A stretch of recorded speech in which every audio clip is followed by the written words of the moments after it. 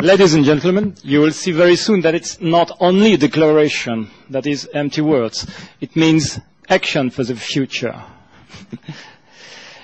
This day is an historical day, and I'm honored to be here among you in this very symbolic place.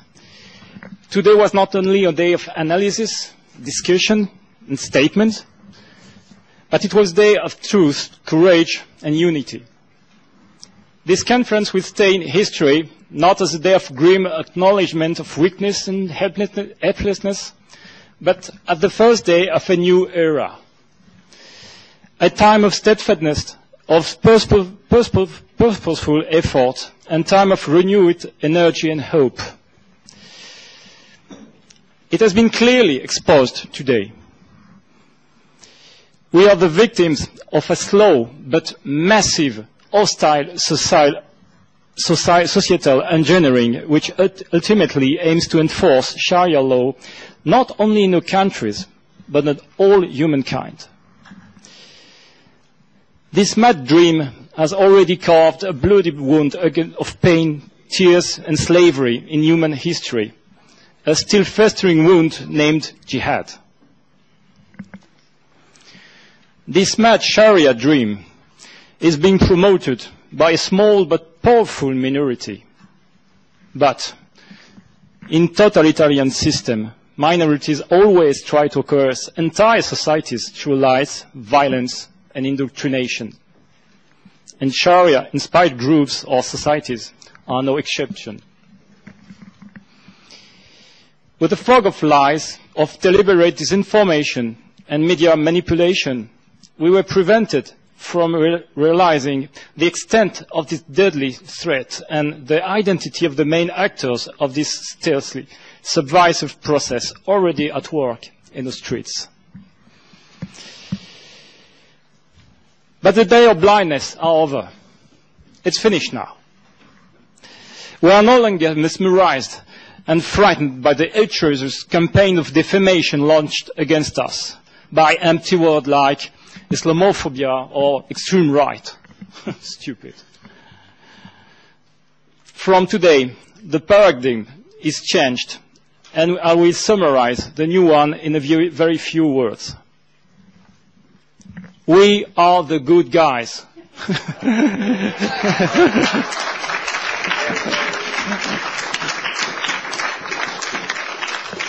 We and our countries are attacked, and we have the right and the duty to defend ourselves against Sharia enforcement.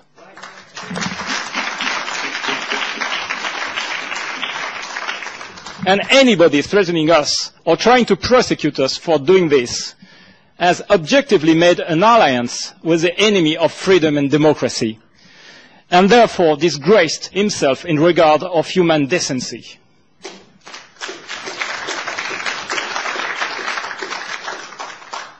And one day, they will have to answer for that.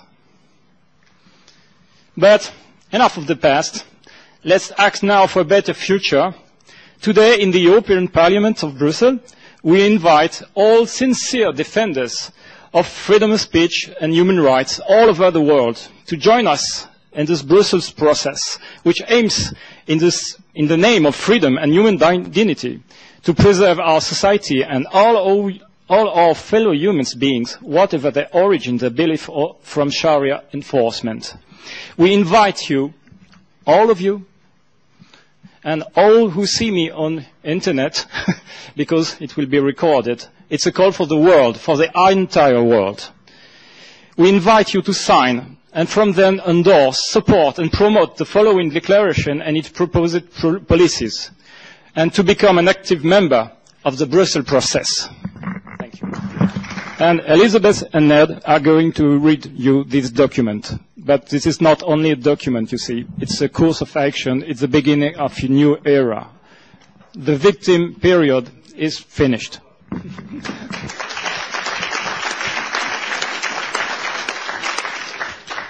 Before I start to read this, I want to add a historical note.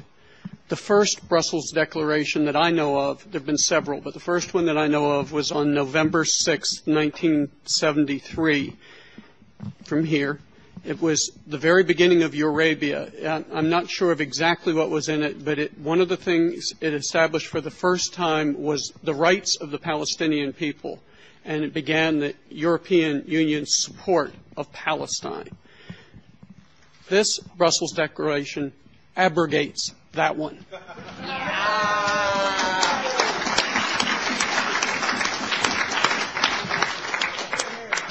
2012 Brussels Declaration to safeguard individual liberties and human rights, to preserve free speech, civil liberties, human rights, and democracy against all efforts to injure and usurp those universal principles.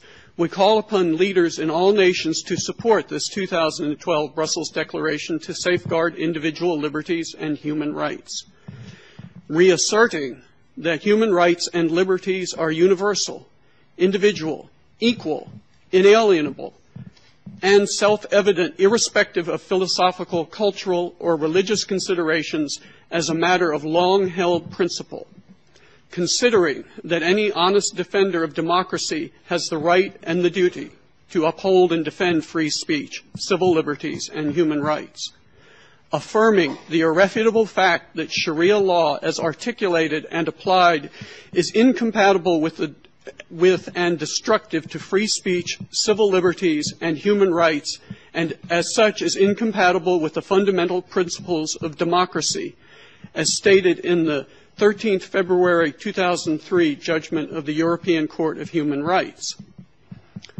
Acknowledging that the declaration known as the Cairo Declaration of Human Rights in Islam, also commonly referred to as the Cairo Declaration, curtails all human rights under Sharia law and Sharia normative behavior restrictions. And that comes from CDHRI Articles 22, 23, and 24.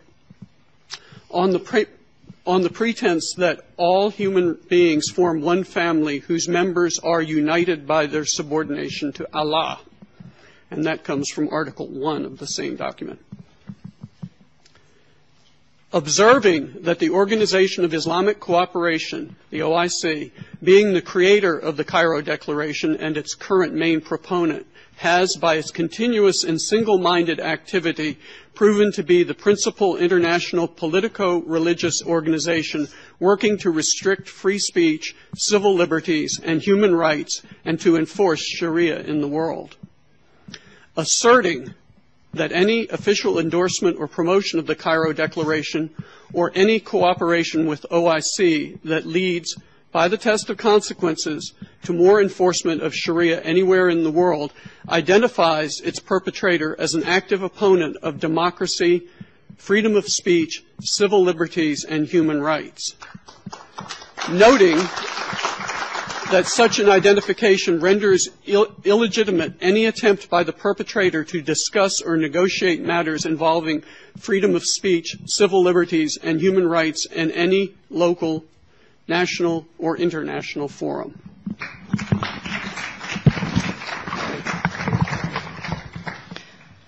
The signatories solemnly require of their governments and civil society, 1, to commence a process to be known as the Brussels process, to implement the content of this declaration through education and policy initiatives at all levels of government and sectors of civil society in order to safeguard the future liberties and rights of our nations and our children, so that all members of the human family may prosper as free individuals.